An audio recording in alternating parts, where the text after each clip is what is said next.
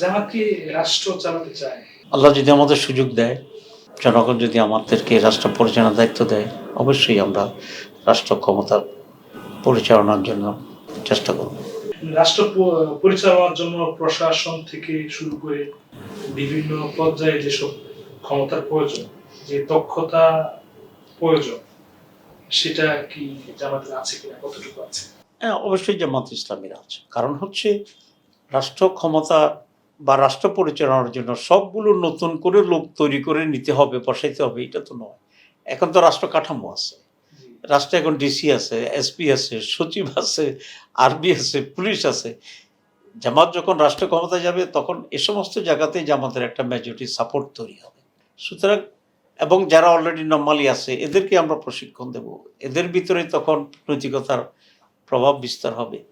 সুতরাং স্বাভাবিক প্রক্রিয়ায় জামাত দেশ চালাবে। এমন কিছু না যে জামাত বাইরে থেকে কোনো কিছু ইম্পোর্ট করে এনবে এবং এখানে সেট করবে।